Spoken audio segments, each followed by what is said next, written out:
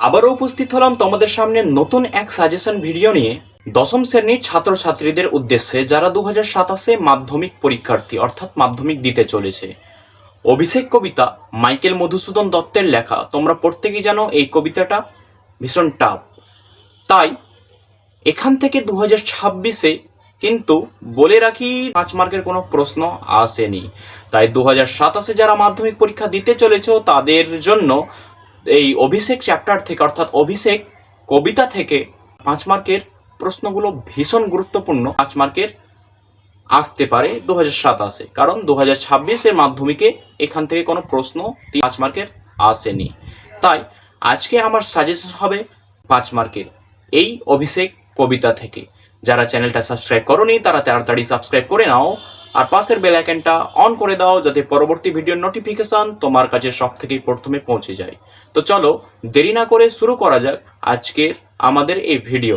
আর একটা কথা, যদি ভিডিওটা ভালো লেগে থাকে তাহলে একটা লাইক দিও, আর যে সমস্ত বন্ধু বান্ধবরা 2027-এ মাধ্যমিক পরীক্ষা দিতে চলেছে তাদের কাছে এই সাজেশন ভিডিওটা শেয়ার করে দিও। তো চলো শুরু করা যাক আজকের আমাদের এই ভিডিও। তাহলে প্রথম প্রশ্ন দেখে নাও, অভিষেক কাব্যাংশে ইন্দ্রজিৎ চরিত্রের পরিচয় দাও। তোমরা খাতায় লিখে নাও প্রশ্নগুলো, পরে নোট বই থেকে অ্যান্সারগুলো করে নিও। দ্বিতীয় প্রশ্ন, অভিষেক কাব্যাংশে রাবণ চরিত্রের পরিচয় দাও। 3 নম্বর প্রশ্ন, এ বার্তা, এ অদ্ভুত বার্তা জননী কোথায় পাইলে তুমি, শীঘ্র কহ দাসে, কোন বার্তার কথা বলা হয়েছে, বক্তা কি জানতে পেরেছিলেন। 4 নম্বর প্রশ্ন, ঘুচাবো ও অপবাদ বোধির উপকূলে, অপবাদটি কি ছিল, বক্তা কিভাবে তার ক্ষোভ প্রকাশ করেছিলেন, অপবাদ ঘোচানোর জন্য তিনি কি করলেন।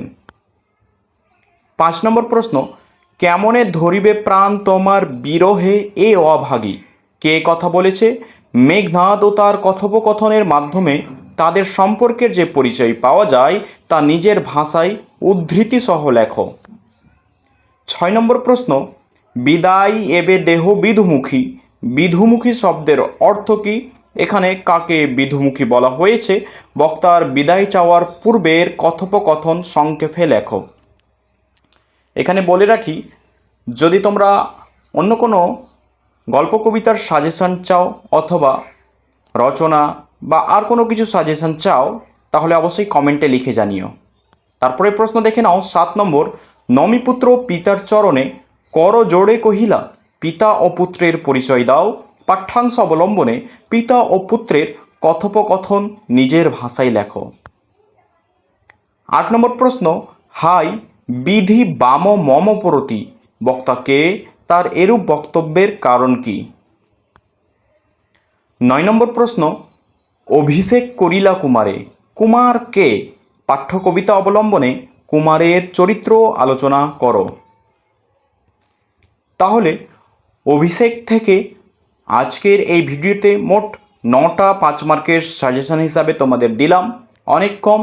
তাই এই 5 মার্কের প্রশ্নগুলো ভালোভাবে তোমরা মুখস্থ করে নিও আর বারবার লেখার প্র্যাকটিস করবে, কারণ 5 মার্কের 2026-এ এখান থেকে কোনো প্রশ্ন আসেনি।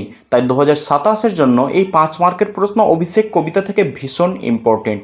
আর যদি তোমরা অভিষেক কবিতাটা বুঝতে চাও তাহলে সেটাও কমেন্টে লিখে জানাও। পরবর্তী ভিডিওতে তোমাদের কমেন্ট পেলে অবশ্যই অভিষেক কবিতাটা বিষয়বস্তু সম্পূর্ণভাবে আলোচনা করব।